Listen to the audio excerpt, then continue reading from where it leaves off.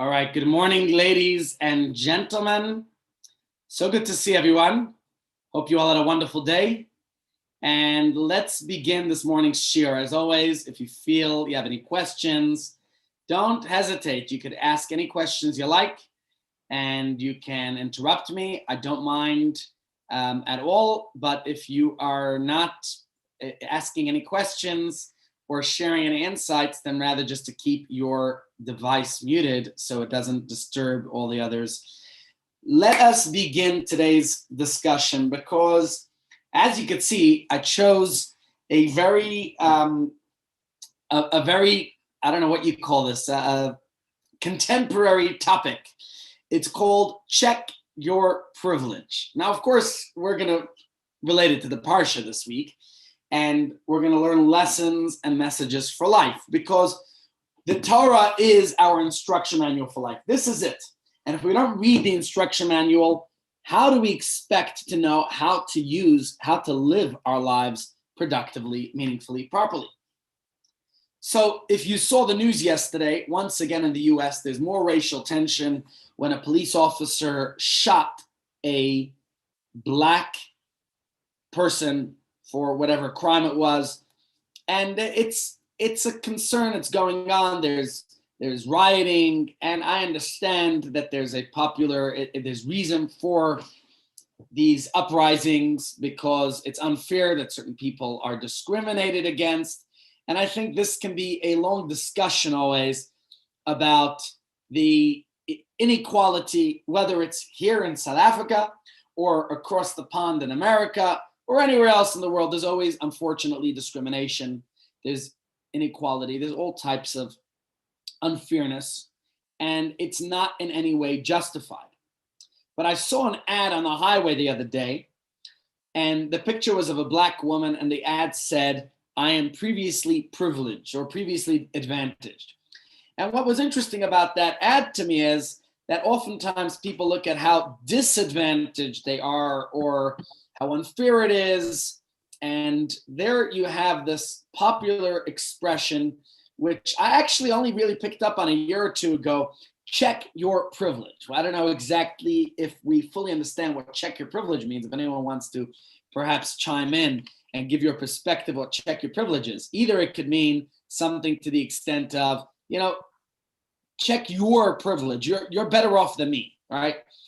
You think about it. A person might say to you, and I've seen reverse racism these days, unfortunately exists, where people, racism against whites, which again, it's unfair whether racism is against blacks or against whites. Either way, it's racism, it's discrimination, and it's wrong, right? So people will say, check your privilege. You're more privileged than me. And to think about it, sometimes we as Jewish people do have certain privileges. Thank God we live in a community where we have wonderful organizations, this Chabad being one of those wonderful organizations, no doubt.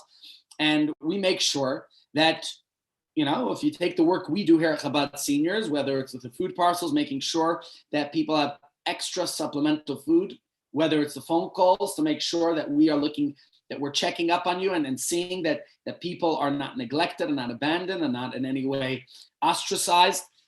And whether there's so many things. You look at wonderful organizations in our community. How many organizations are sending food out? Not everybody has that privilege. And perhaps when somebody says to you, check your privilege, indeed, it's worthwhile to look, wow, I'm blessed. If you think about the privileges we have as individuals, whether it's our family that love us, whether there's so many privileges that we might have. I think today there is a popular culture that is looking at, are you more privileged? Is it a fair, equal playing field, right? Are you more privileged than someone else? Many today believe that no one deserves a head start and that the playing field should be level to give everybody equal opportunity. I don't know if that's something we could agree upon or not, because to tell you the truth, the world is just not like that. Some people are born into wealthy upper class families. Others are born into middle class, and other people are born into poverty. Does the fact that somebody's born in a township give them any greater rights to take what doesn't belong to them? Does the fact that you are born into a wealthier family give you the right to be in any way better off than somebody else? Right? We all have certain privileges, and some people have certain privileges where other people lack certain privileges. That's just the reality of life. The playing field is simply not even. And as much as we strive for equality, life is simply not like that. It just isn't. Somebody once posed that question to the great sage Rabbi Akiva, who we learned about last week, and we'll talk more about in the coming weeks. He asked, why should I give charity to a poor person? If God made me wealthy, then I should enjoy my wealth. If God wanted that poor person to have money, God would have given it to them. And Rabbi Akiva explained to that person how absurd that question is. God gives you, the privileged person, the opportunity to give tzedakah, to give charity, to uplift another. Perhaps that's the way God wants the world, is that each of us has an opportunity. And when one is up, another is down. And the world is seen in a sense like that Ferris wheel. We all have our times that we're up and our times that we're down. So what I want to do today with your participation, ladies and gents, is to explore the Torah's view on how to regard our privileges or our lack of privileges. Right? Feeling guilty for our privilege or jealous of someone else's privilege is actually a waste of our resources, a waste of our time. Last year, when there was all this racism going on due to the George Floyd story, there were people who were apologizing for their privilege. What does it help? Does it make somebody else better when you apologize that you're privileged? Why don't you take your privilege and help someone else? Because apologizing for your privilege does not accomplish anything. Instead, the Torah tells us to view our particular privileges as tools to better ourselves and to better society, and to view our lack of certain privileges as opportunities to chart our own course. And yes, there are people out there who lacked privileges. Think of people like Helen Keller, who comes to mind, who was blind and mute, and yet she was able to make such a difference in this world. So I really would like us to think about it and to discuss it, and of course, to look into the Torah portion this week and to glean some powerful lessons. You know, think about it. At a wedding, when the newlyweds are filled with that ecstatic joy and celebration, does anybody think of divorce? Is that really on the cards? At a birth, when the baby draws its first breath, no one, God forbid, thinks about a premature death. At a graduation ceremony, right, when the future is filled with all this promise, does anybody predict or think that that graduate is going to end up in jail? But sadly, reality is that these unfair twists sadly do sometimes occur. You never know what tomorrow will bring. Hence my mother's favorite saying, yesterday is history, tomorrow is a mystery, but today is a gift of God, and that's why it's called the present. Carpe diem, seize this moment. Right? God forbid a mother could suddenly find herself a single parent just like that when her husband dies. I just unfortunately dealt with such a case very recently. A teenager might find themselves in a hospital due to unforeseen circumstances. I've seen that too many times as well. So of course we can respond to these situations with anger, with resentment, right? We could rail against the unfairness of life and society. Who's to know what tomorrow's to bring, or even an hour from now? Right? We could spend our lives jealous of all the people who who don't suffer like us, who don't have the same struggles and challenges and difficulties that we ourselves do. And at the end of the day, I bet you, if everybody were to put down their life's pekala, we would all choose our own baggage, because God gives us only what we can handle. But yet we sometimes get stuck there being jealous, envious of other people. But that doesn't help us at all. And if we don't learn to overcome that envy, that jealousy, then we're never going to really learn to handle every situation in life.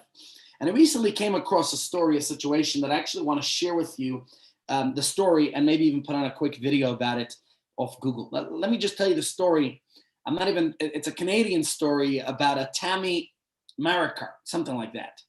She was a mother who spent 13 years in jail, imprisoned.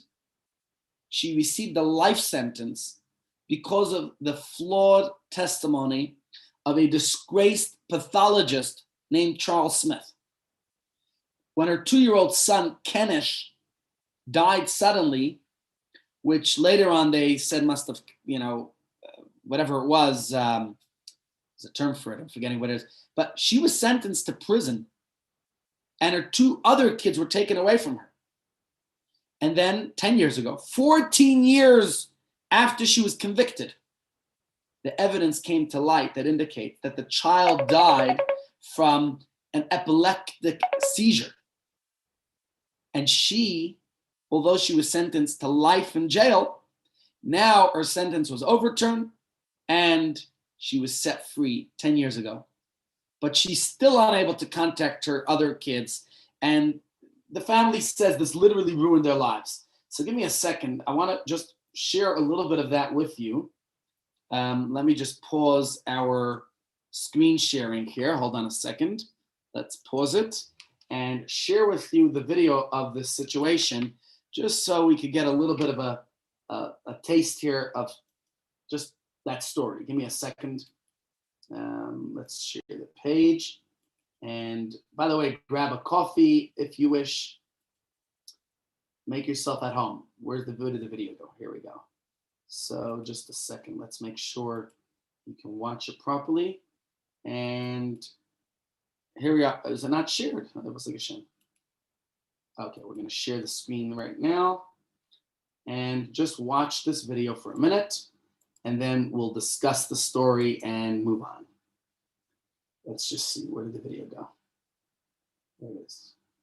It represents the bird of freedom, and freedom because in my soul I've always been free. Marikar got the eagle tattoo not long after she was sent to jail for the death of her 2-year-old son Kenneth in 1995. It was a conviction based largely on the testimony of Smith, who said the boy had been strangled or suffocated. Testimony since denounced by other experts who believe Kenneth died of an epileptic seizure. Honestly, I never thought I would see this day. I thought there is no justice. They're going to believe him, and they're not going to believe somebody like me. Smith was recently stripped of his medical license after experts reviewed some of his cases. They found mistakes in at least 20 of them, including Marikar's. I would ask him what he thought he was doing, who he thought he was, and why. Why did you do it? What possessed you to play God? Even Justice Michael Brown today had sympathetic words for Marikar. Quote, "I appreciate that my words today may seem inadequate, but I offer to you, Ms. Marikar, my deepest expression of regret for all you have endured as a result of the miscarriage of justice in this case. Nothing I can say to you today will repair the damage that has been caused to you." Have somebody rip your heart out and hold it in front of your face and just have them squeeze the life out of it. That's the only way I can express that kind of a pain. Marikar says her lawyer is looking into financial compensation, but more important, she can now move forward and grieve her loss properly. My nightmare is finally over. The one thing that never should have happened is ended. Now Kenneth can finally rest in peace. It's been too long.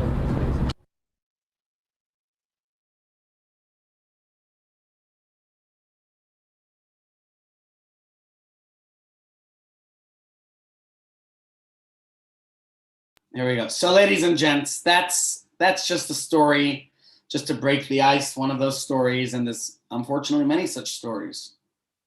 If you were in Tammy's shoes, how would you react? What do you think? Anyone want to share? 13 years in jail for a crime she didn't commit. And many others out there. There's many such stories. I could have picked up any, there's just so many. I just chose one random one, but there's so many. I saw one out of Brooklyn recently where a man was recently released from a 20-year conviction, a life conviction in jail, but after 20 years in jail for a murder that was now proven he didn't commit. So I want to tell you that Tammy, like any other person, was actually very angry in the beginning. But if you notice on the video, she said, I have been feeling anger for a long time, but anger isn't going to do anything for me. And I think that's a very powerful message. And that's the point I wanted to share with you.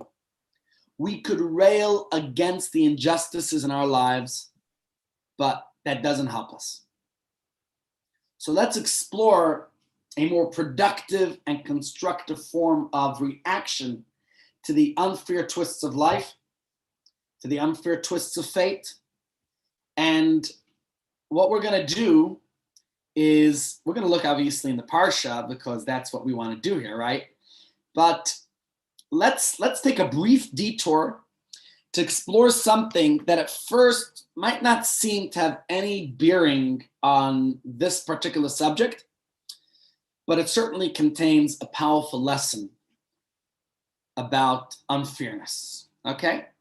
So if you go back to last week's Parsha, and if you have a Chumash in front of you, we're in the book of Vayikra, Leviticus, and we're going to go back. Last week was Parshat Shmini. So you could just look at chapter 10 and 11, and, because this week we continue with chapter 12. But the Torah discusses the concept of ritual purity and impurity, which we discussed. And for example, the Torah characterizes certain animals as pure, and therefore they're kosher for us to consume, to eat them. Other animals are defined as impure, and therefore they're not kosher for us to eat. Right? We discussed animals that chew their cud and have split hooves are kosher. And what's interesting is the Torah tells us that there's only a certain number of animals, and only the pig that the Torah says is the only single animal that has split hooves and isn't kosher. And the Torah talks about, creeping creatures that slither on the ground that aren't kosher, all the different things that the Torah discusses. And let's just look at a verse that we just read a few days ago. Right? The Torah says, Al tashaksu es nafshe sechem, you should not make yourselves abominable. B'chol hasheretz, with any creeping creatures, that hasheretz, that creep. V'lo sitamu bahem, and you should not defile yourselves with them. V'nit meisam bam, not to become impure through them. And Rashi here at that verse talks about this. Let me skip Rashi for a moment. Let me just look at the next verse. The verse says here, the same exact verse. I'm in chapter 11, verse 4. What does it say? Lahavdil bein hatame ubein hatar, to distinguish between the impure and the pure. Ubein hachaya nacheles ubein hachayer shelo yachel, and between the animal that may be eaten and the animal that may not be eaten. Why the Torah views kosher animals as pure and non-kosher animals as impure is a whole separate discussion, okay? Obviously, if you look at Rashi's commentary and quoting the Talmud and others, the reason is that unkosher animals and birds of prey they prey on animals that are weaker than them, right? Eating the meat of such animals gives us a sort of, it gives rise to that aggressive and insensitive tendencies, and we don't want those aspects inside ourselves. But I'm not going to go into detail about that today. That's not really the point. I want to focus on the order in which these laws appear in the Torah, and we won't talk about the reasons per se, okay? So after the Torah completes its presentation about the pure and impure animals, then the Torah begins a discussion, which we have in this week's parsha, which we discussed yesterday, on when a human might become ritually pure or impure. And there are many such instances which we discuss. And I'm just looking at the Chumash at a few points here. The most prominent was the one we discussed yesterday, the concept of tsaras, right? We said tsaras is not a medical condition, as some might think, but it was a unique blemish that appeared on the skin or the hair or on one's clothing or even on one's home. And it was a result, it was a physical condition, but that was result, it was the symptom of a spiritual condition.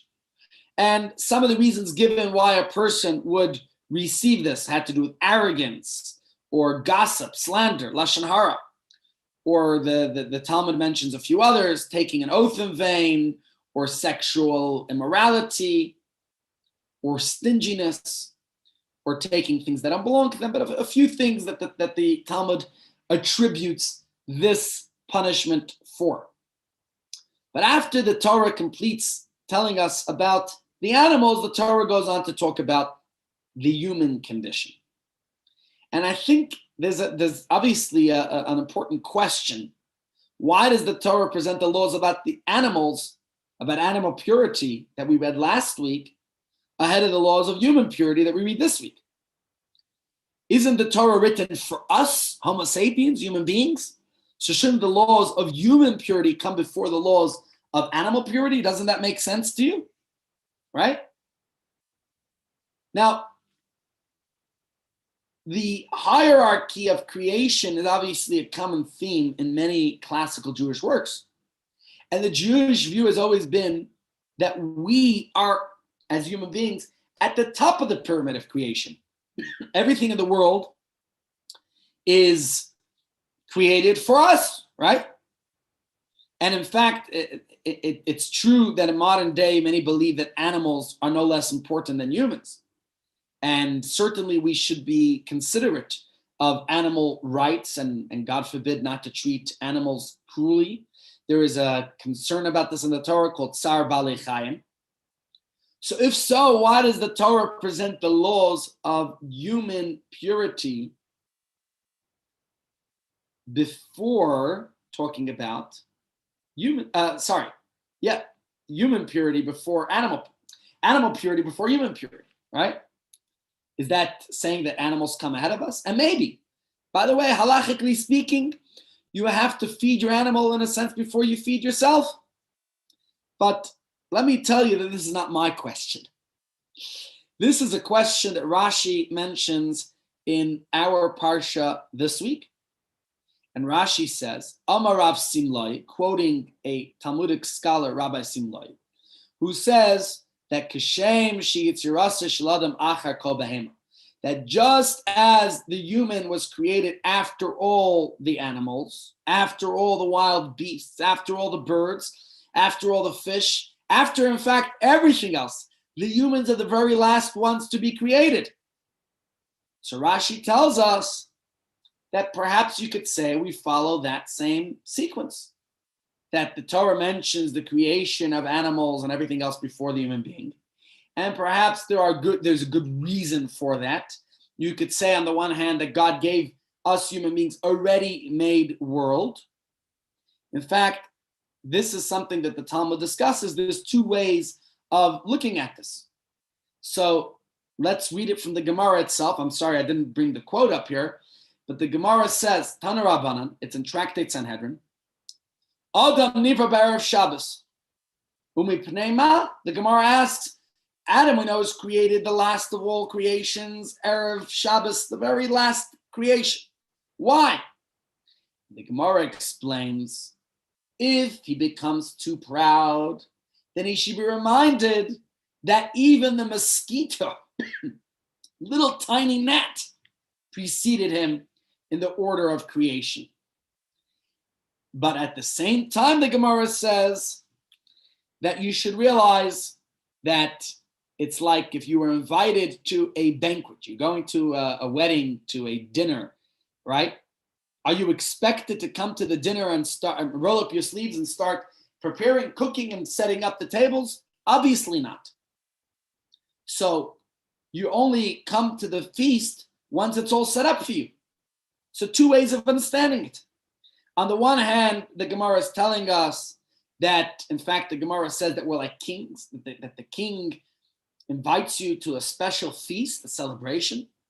So on the one hand, it's putting us really high up on a pedestal, that God made the world ready-made for us. But on the other hand, it's telling us, don't get too proud, because even a little mosquito came before you. Verstehst? And in fact, the Talmud tells us there was one of the great sages who used to keep 2 notes in his 2 pockets. In one pocket, he had a note that said, Bishvili nivra olam. This pocket says, whole world was created for me. Okay, that's impressive. God created this world for me. The world is my oyster. On the other hand, he had kept another note in his other pocket. And what did that note say? Anoichi off of Ephraim, but dust and ashes. So the Talmud is telling us that on the one hand, the king of creation said that the whole world is created for you. But at the same time, don't get too proud. You're even the gnat, the little mosquito, the little ant on the floor was created before you were. So of course, we wonder, how could the same person be both, right? Which perspective is the correct one?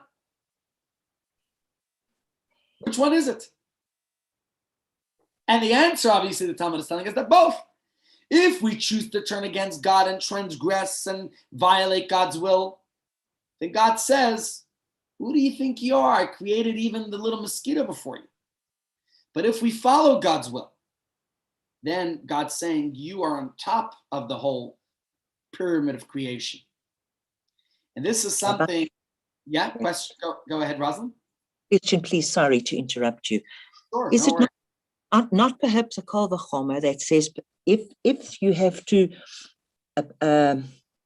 eat and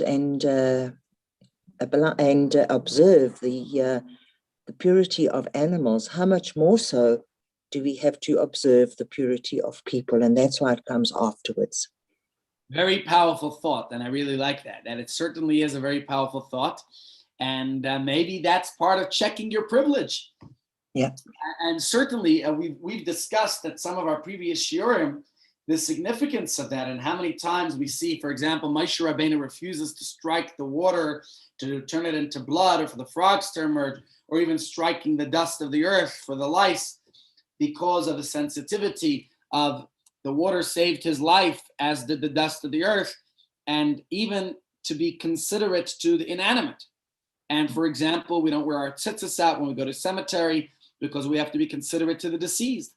And the same so many times, like covering the challah. Challah doesn't have feelings, yet we cover it to show that sensitivity. So that certainly is a very valid point, and certainly some of the ideas that we're heading into. Rabbi, you have fascinating thoughts from the Rebbe's teachings about that in a moment. Yeah. Rabbi, Yes, Benzi.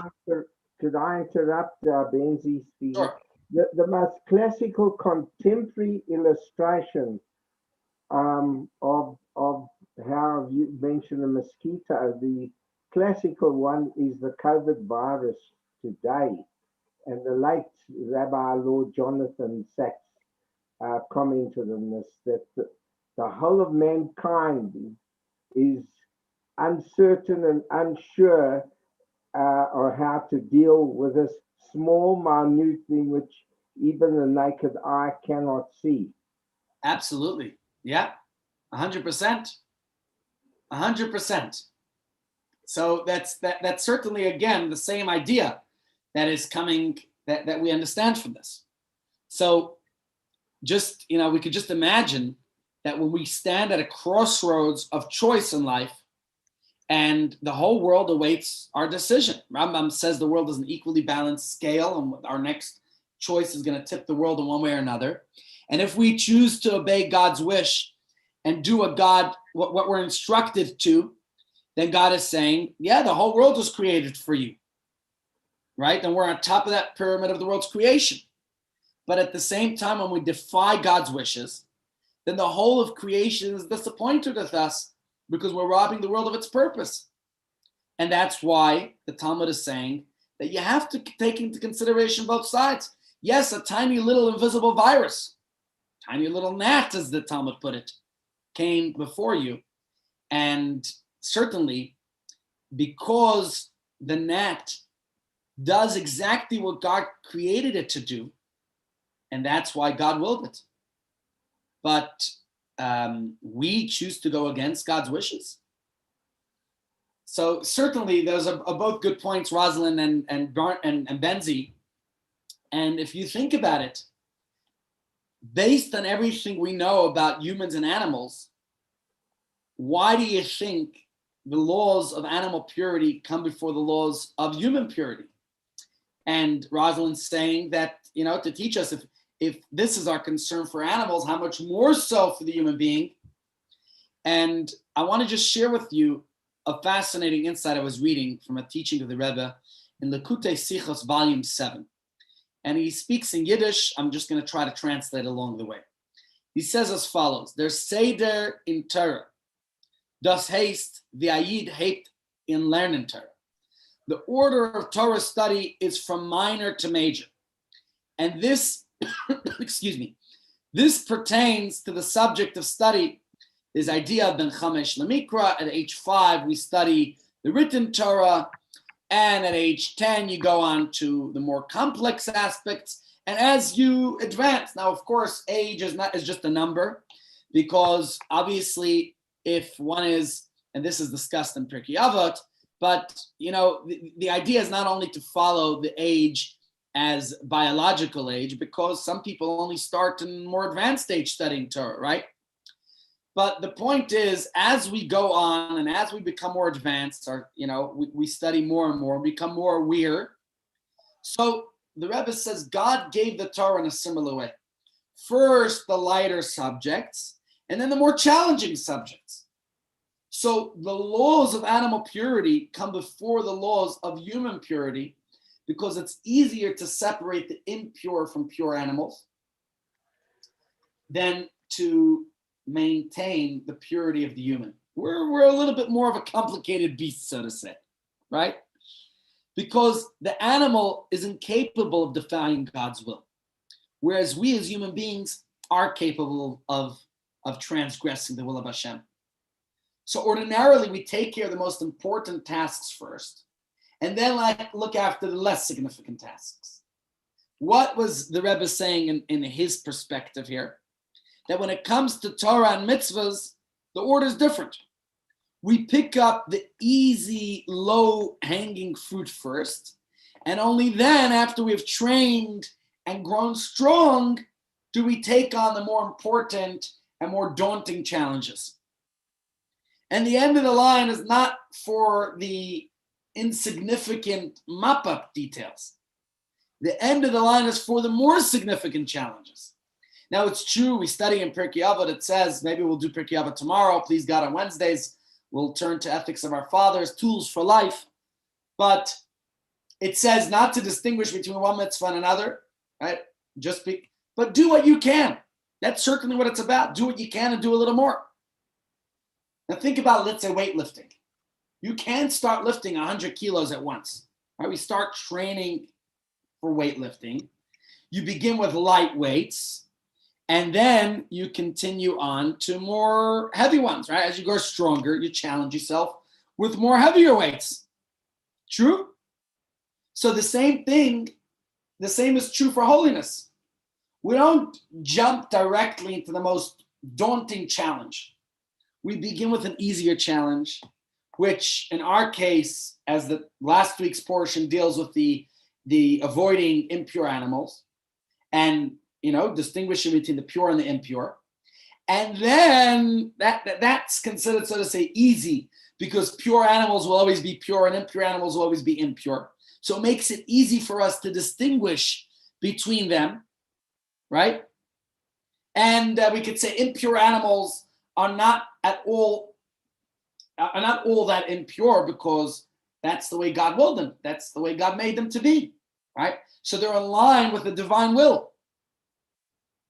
Maybe they might serve as a temptation for us to avoid, right? McDonald's is cheaper. But that, so to say, seems to be an easier challenge than some of the challenges we deal with in ourselves. Human behavior challenges. You know what I'm saying? Once we completed that task successfully, then we come to the more daunting challenges. We have to ensure our own personal purity. And that's more daunting because the person that was pure yesterday could change and become impure today. We never know what tomorrow will bring. Obviously, today we have to strive to be better than yesterday. That's the whole idea of Sphira to Omer, of counting each day, not just counting the days, making every day count. And it's called Sphira, which means to shine. We have to polish ourselves. We have to work on improving ourselves each day. But an impure human is very impure because how do we become impure? By separating ourselves from God. So it's a more daunting challenge. It's a little bit more difficult, right? And this is why the laws of human purity come in the Torah after the laws of animal purity. So, I mean, we've discussed many times the struggles and challenges as human beings, and everybody's got their own challenges, right? Everyone's got their issues that they deal with. But we have to remember that the very idea, thinking about our own faults, our shortcomings, our failings, firstly, not to define ourselves as failures just because we have a failing, right? Don't define yourself by your shortcomings.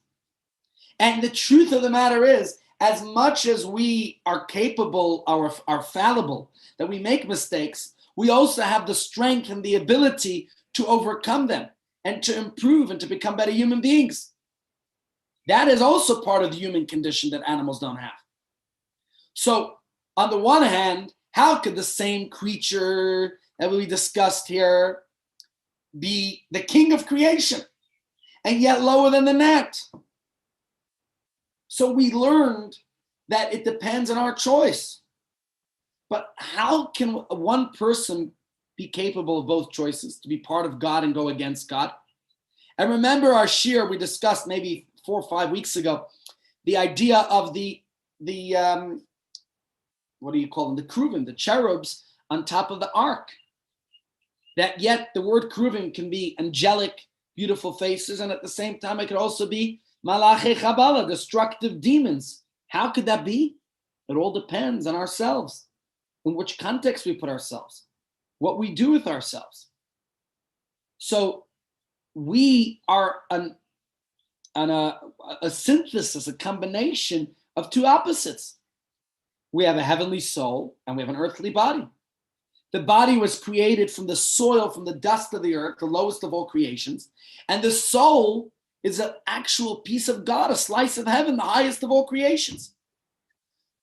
So the soul, like a flickering flame, and that's why oftentimes that's the analogy of a soul is a candle, is striving to return to connect to God, to fulfill its spiritual purpose.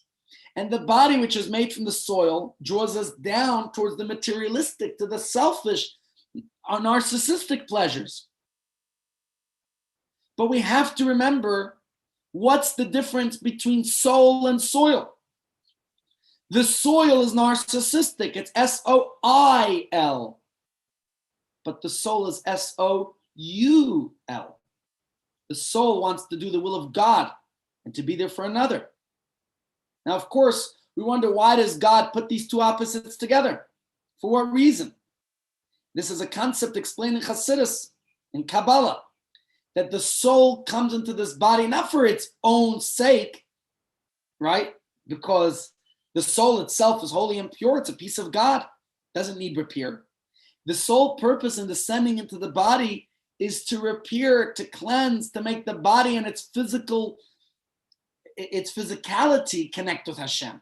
That's the idea of mitzvah. Mitzvah is not just the meaning of a commandment, but the word mitzvah means to connect. That's its purpose. So the body, which on the surface seems separate from God, and it's soil coming from the dust of the earth, and that's why it's S-O-I-L, it's all about selfish, ungodly pursuits. And the soul, which is in a constant state of attachment to God, inspires us to connect with God. So we have these two opposites that come together, right? They seem to be polar opposites. Think about the idea of the Yetzer Tov and the Yetzer Hara, the good inclination and the evil inclination. keeping us in check. You know, when we come out of, when we fulfill our human duties and we say the bracha asher yatsa, what does the blessing asher yatsa conclude with? The word umafli la'asos. That is the union of the body and soul, that it comes together. It's part of that human miracle. That we keep each other in check. So yes, on the one hand, we might be the human is the king of all creations, but at the same time, we are as lowly as the gnat, right? It's not just, doesn't just depend on our choices. We are inherently, by our very nature, on both levels. At any moment, we could go in either direction. That's why Rambam says, remember, your next deed can tip the balance of the world's scale in one direction or the other. We're kings, right? We sit on the top of the pyramid of God's creation because of our neshama, our soul. But because of our bodies, we are, so to say, at the bottom. Not only does, you know, sometimes we commit sins and then we might be as insignificant as the gnat, right? But we also realize the purpose of placing us, the human being, the raison d'etre, the whole purpose of the world's creation is for us. So we have to realize our soul is here to uplift our body, to turn the lowest into the highest. When God created us last, God was not simply out to tell us about our, you know, you're the last, you come from the soil of the earth. The signal God sent us that we study, the Hasidus inspires us with, is that we can lift ourselves up no matter how low we might go. So God's telling us we have souls that are kings, piece of God. We have bodies that piece of the soil, right? Lower than the mosquito, than the gnat. But most importantly, if we invest the effort, then we are able to overcome all obstacles, all challenges. Now, I know this is, it sounds easier to, you know, it sounds easier than it is. It's a challenging task. And every day we have our struggles and challenges. But maybe that's why the laws of human purity come after all the other laws of the animal purity in the Torah, because the Torah is telling us that, you know, there's this reconciliation that's part of our purpose here, and that we can overcome our struggles and our challenges here in this world. So let's take a look at who was the one who applied this doctrine in our parsha. Remember, I read Rashi to you earlier. I still have Rashi open in front of me. Who is the one? Rashi quotes a great sage named Rav Simlai.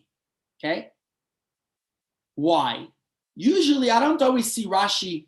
I mean, there isn't a concept that ha'omer davar b'shem amar, when you quote somebody, first of all, you won't be accused of plagiarism. And secondly, it's always good to give credit to who you study from, right? But it's very interesting to look at the life story of this great sage. So I want to go into the Gemara, to Tractate Psachim. Many people who study the Daf Yomi just concluded the Tractate Psachim. And I want to share with you a story that the Talmud tells us about him, because it's a typical story of spiritual rags to riches. But we could learn a great lesson from him.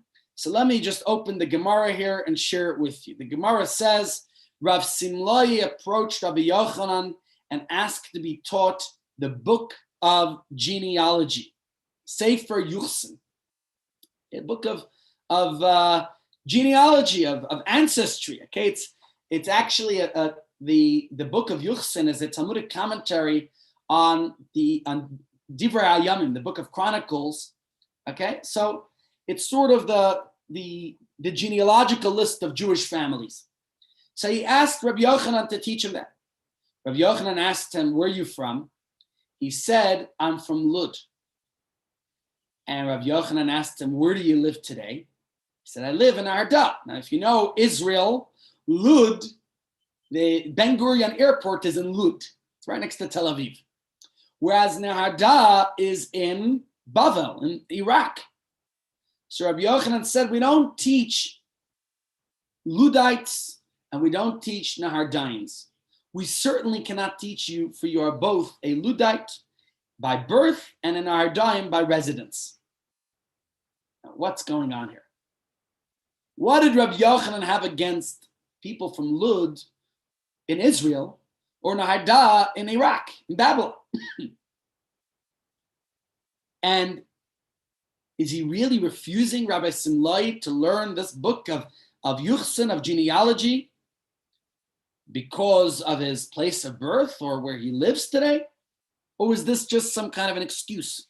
So this the Gemara discusses, and the Gemara tells us that it wasn't really that he didn't, there's no policy that you don't teach this to people from Lud and Nahada. Rather, lidechuye ichavin. Rabbi Yochanan intended to put him off. Lifi she'ena miyuchasin. Why did he push him off? So the Gemara is telling us two reasons.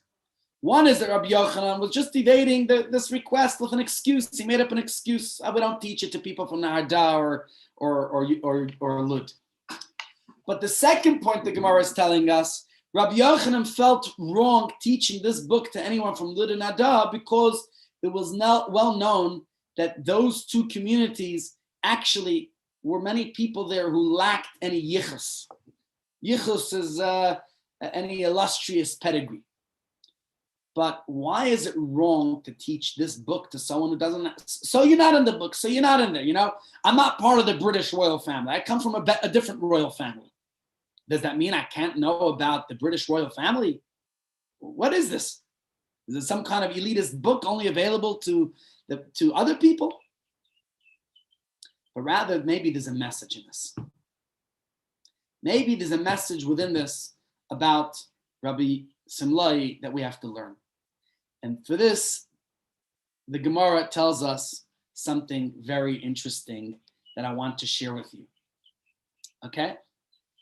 And in order to understand this, again, I want to share with you something about Rabbi Simlai's family, or maybe the benefits of being born into an illustrious family versus being born into an ordinary family. Okay? And think about it. The benefits, what are the benefits of being born into an illustrious family? You come British, think about it. It's been in the news lately about Meghan and Harry, and this week with the death of Prince. There's two ways of looking at this. Is that either a person born into privilege is privileged. Question is, what do they do with it? Okay, it's an advantage. You're born into a wealthy family, you're born into royalty. What are you doing with that gift? And throughout Jewish history, we've had many great sages who were born with that.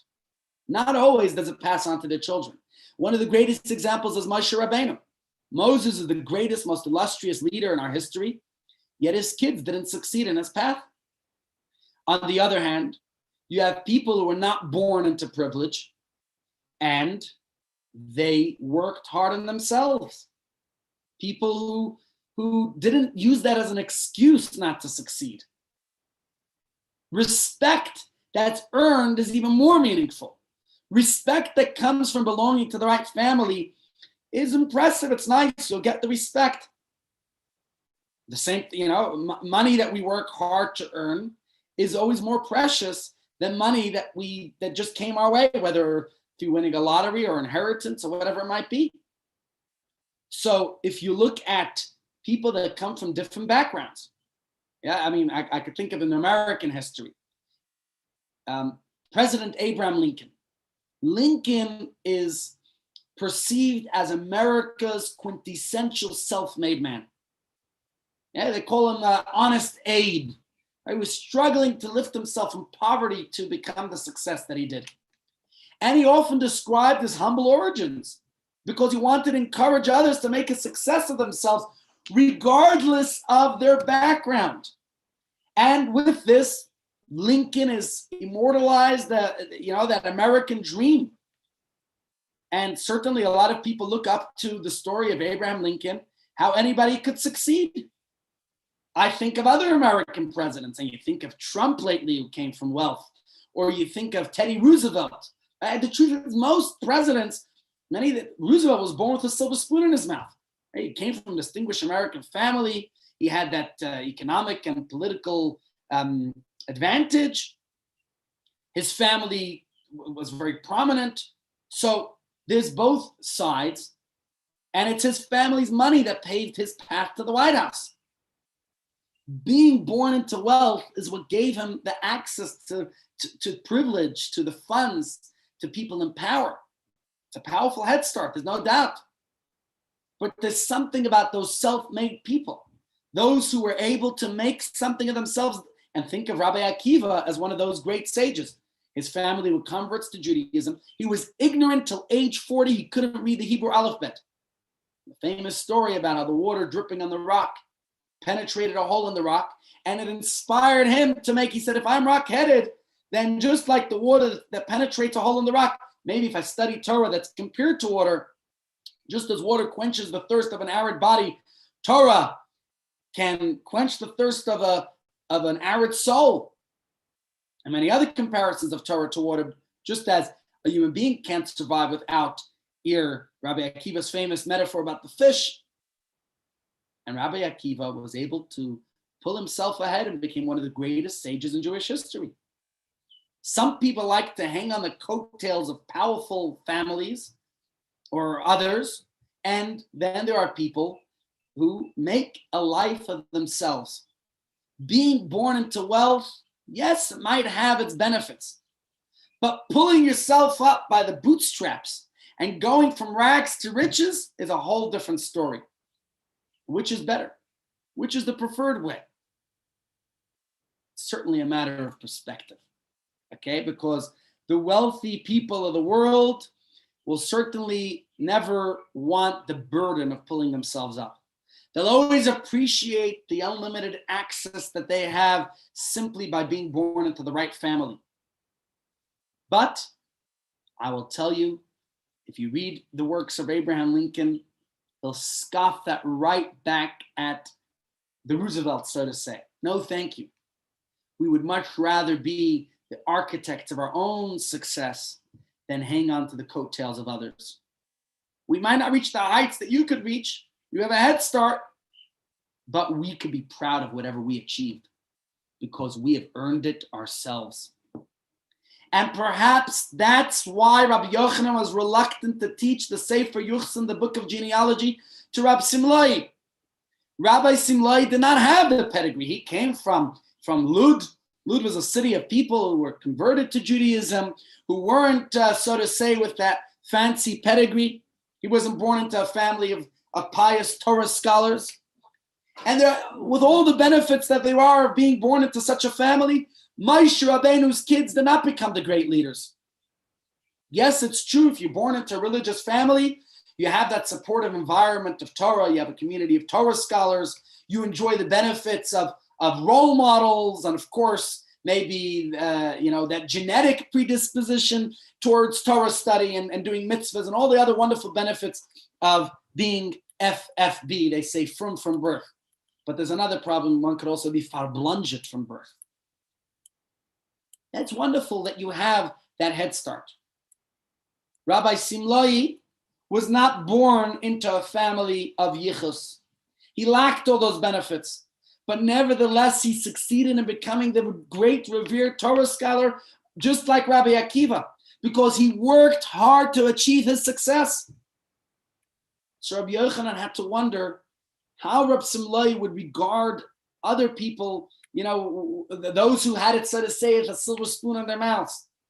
Would he respect, would he appreciate them for the benefits that they enjoyed? Or maybe there's a certain bias or disdain against them, right? After all, one who needs to battle every obstacle to get ahead find it much more difficult to appreciate those who just have the paths paved for them. So this isn't a matter of discrimination or elitism. It was a matter of appreciating the test to which kind of study would put Rab Simlai that he could achieve and succeed. And learning about all the other successful people whose path was paved for them. It might arouse in Rabbi Simlai the feeling of maybe superiority or contempt. Not necessarily, but that's what Rabbi Yochanan felt. And I think the story underscores the fact that Rabbi Simlai didn't shrink away from challenge. He didn't bemoan not being born into privileged life, into the same pedigree that Yichus, that other rabbis were. On the contrary, he viewed his challenges as opportunities to make something of himself, as a chance to work hard, to pave his own path, to make himself into who he was. And that was Rabbi Simlai. And I think we can learn a lot from that. And I think it's time to conclude, but there's a lot more points I wanted to say. But I think the message that we could all glean from this in life is that, it's all about the effort that we put into whatever we do. The only achievements that we could call our own are the ones that we truly worked for. If we work hard for it, right? Rabbi Simlai was known, he valued hard work. And even if we can't reach as high through, the privilege that someone else has, but we could achieve so much more by the hard work we put into something. In the words of Seneca the Younger, who was a famous, lived 2,000 years ago, said, "He who boasts of his pedigree praises that which does not belong to him." Our sages said, we might be midgets, we might be dwarfs. We're on the shoulders of giants. But yichus is like a bunch of zeros. You have to put the one ahead of it. Famous story about Rabbi Dov Ber, the Maggid of Mezrich, when his house burnt down and he cried to his mother. His mother saw his mother crying and she said, "That's it. Our Sefer Yuchsin, our family's pedigree, it was gone, it was ruined." And he said, "Don't worry, Mama, I'll start a new yichus. I'll start a new pedigree you could be proud of." And there's so many great stories like that. One that comes to mind was a rabbinic conference once in Europe a century ago. And each rabbi is going around the table talking about their yichus. This one, his father was the chief rabbi of this place, and this one, his grandmother was the chief rebbetzin of that place. And then they came to a newcomer, a rabbi, his father was a baker. He said, "My father taught me that fresh bread is always better than stale, old, verstunkene bread." You understand? It's wonderful that all these people have that privilege, but check your privilege. Check it at the door. It's not about, you have to create your own privilege. Start, you never know what twists of fate and it's unfair that other people are better off than me. And we certainly see that idea going on. A lot of that happening today. And people could cry and lament about their unfortunate disadvantaged background, or they could say, I am what's the word? I'm privileged. I'm advantaged. Whatever word you want to use for it. We don't realize that we have the advantages or the privileges until perhaps somebody points them out to us. If we count our blessings, if we're grateful for what we have. Now, it's true. In America, you could probably get a lot further if your skin color is white than any other color. And in this country, Black people were previously disadvantaged. The entire infrastructure caters in many parts of the world to white-skinned people. White-skinned people simply don't know what it means, what apartheid means, to be discriminated against. We don't know what it means to experience all the racism that Black people have experienced. Or even still today, like we saw the incident that happened yesterday in what state was it? It was in wherever it was. There was a shooting again. It's a lot more common that a Black person would be shot by a cop than a white person. So it's still an issue in the world. And another form of privilege, not only skin color, religion, right? If you belong to the dominant religion in whatever country. In some countries, it's Christianity. In other countries, it's Islam. And some Arabs will complain that life in Israel, then you might, in America, there's major debate now about menorahs in public places. Still exists. And there's also the socioeconomic privileges. If your parents are wealthy, then you have access to a lot more privileges than the impoverished. Right? You don't have to worry about your next meal. You could focus on your studies and other things without being worried as others are. There are so many different privileges out there. And those who are born into privilege don't even realize how fortunate they are. They often think of their achievements just due to their own effort, but they don't appreciate that those who achieve less are simply not as privileged as they are. So there's certainly an uneven playing field out there. There's no doubt about that. From race to religion to finance to so many other things. So what do we do about this? At the end of the day, though, we have to realize and appreciate whatever blessings or privileges we might have. And, what was that video we saw once of a race? And, just talking about the different privileges that people have. So a privilege, what could you say? When you come to a race, right? Everyone starts at the same line and everyone's equal. And then you invite those who graduated college to take a step forward. That was the video. And then there's those who are financially better off to take a step forward. And then those whose parents are still married to take a step forward. And they tell all the different people in the privileges to take a step forward. And now you tell them that everyone run to the same finish line. But he asked them to turn around and notice how much longer the race will be for those people who have less privileges, let alone how much faster they'll need to run to get to the finish line, right? And it helps us realize that our privileges certainly do move us forward. Without even working for it, we're further ahead than other people on the planet. And so I think it's an important message that we realize that what do we do with whatever privilege we might have? Once we discover, no matter how hard we work, other people will attain similar achievements with much less effort than we do because they were born into privilege, there's two ways to respond. We could either use it as an excuse to justify our failures, or we could push back against any, we could just say that we're not going to judge.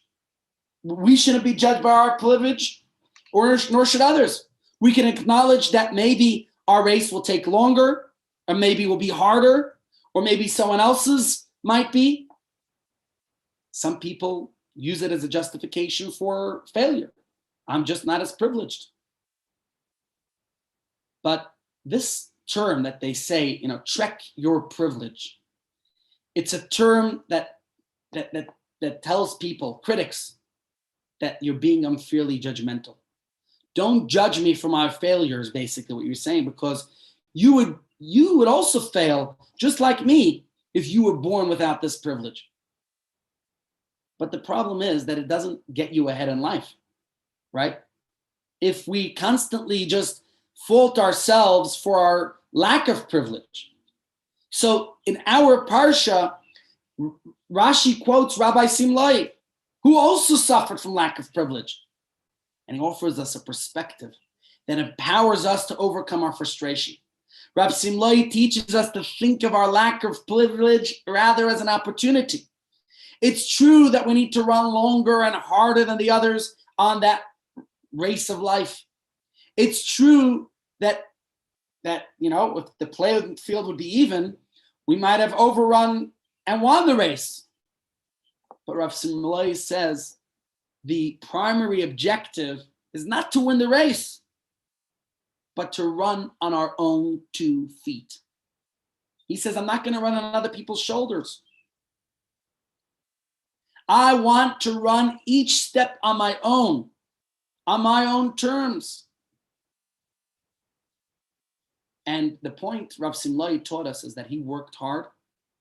I don't want the luxuries and opportunities that others give me. I don't need the unearned head start. I want to run as far as my feet will take me. And I think that itself, it's that privilege of satisfaction, of knowing what I achieved. And I think that's an attitude that we could get to work to turn our own lives around, to be there not just for ourselves, but to understand that we could be there for others as well. Is that when we run our race and we reach our objective, we become the role models for our children, for our grandchildren. Not to blame anybody else for our disadvantages. So there's still so much more on my mind, but I'm realizing I'm a little bit over time. But let's go back to Rabbi Yochanan for 1 second. He was the sage who was reluctant to teach Rav Simlai the book of genealogy, to share with him the story of the background of all those great sages. Why? He wasn't reluctant to teach any other part of the Torah. He just didn't want to share with him the privilege of the other sages. He taught his whole life he spent his whole life teaching Torah. But he, so to say, was privileged. He was the son of a Torah scholar, Rabbi Yochanan ben Zakkai, right? So throwing away our privilege is a waste of the resources that God gave us. If we could use those resources selfishly without consideration of others, what are we doing? The correct approach is to embrace the privilege into which we were born, to use our resources, and to help those who are less fortunate than ourselves. So if we have a chance, if someone has a chance to get into a prestigious medical school, don't discard that opportunity. Become the best doctor you can with the skills and help other people. So I think this is an important lesson that we could all learn. And message, I think there's a lot of points we could take from this. We could all learn that whatever privileges we have, the best approach to life is to realize, as the Talmud says, on the one hand, the world was created for me. On the other hand, I'm but dust and ashes. If we're born into whatever privilege, born into a wealthy family, yes, we could ride on the family's coattails as far as it could take us. But then we have to set ourselves into motion. Don't just live on the privilege. And we should be there to those who are underprivileged. We can enjoy certain privileges that others don't. We utilize our privileges to carry us forward. And we have to work hard to achieve success in the areas that we're underprivileged. And then, of course, it enables us to take pride in our own achievements, even if we have the privilege. And of course, it helps us to empathize with those who have fewer privileges, which inspires us to reach out and help them. So even the privileged are underprivileged, so to say, because not everybody has every privilege. As humans, we're privileged with the highest soul in all of creation. No other creature was given a soul as powerful and as spiritual as ours. But we also have a body that's filled with temptations, with the Yetzer Hara, with evil inclination, which is lower than anything else in creation. Animals don't have it. So what is it? Our task is to ride the inspiration, the passion of our soul as far as it could take us, and then to use our own grit and determination to lift our bodies up. Without the benefit of the soul, we would never succeed in overcoming our temptations, our instant gratification, our whatever causes us to concede to life's failures. And that's why we can't neglect the power of our soul and live life as if we're just purely materialistic beings. But the thing is, having the challenge of lifting ourselves up enables us to take ownership of our own success. Because every human being, we all have our shortcomings, our failures, our setbacks. We pick ourselves up. And so we can also empathize with others whose challenge is greater than ours, or maybe didn't overcome their spiritual obstacles yet. And hopefully we could help to inspire them so that others could also begin their spiritual journey, because privilege is not only a financially, it's also spiritually, and we all have that spiritual privilege. Let's use it in the right way. Any questions, ladies and gentlemen? Rabbi, there's a difference between privilege and entitlement, and unfortunately a lot of the populism and the conflict today is because a lot of people believe in entitlement and then have a resentment, and the term victimhood as opposed to victimization was used in by late Rabbi Sachs's book Morality.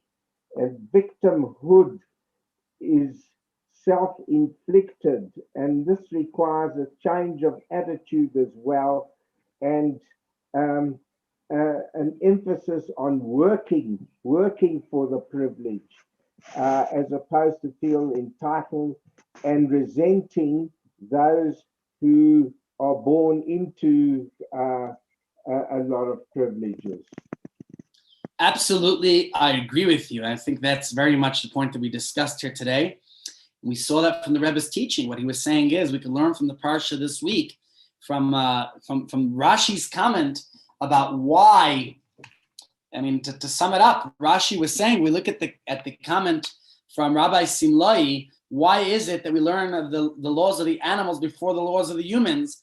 And we could say that it's Rabbi Simlai who teaches us the importance of, yes, some people are born with privilege and others are born without privilege.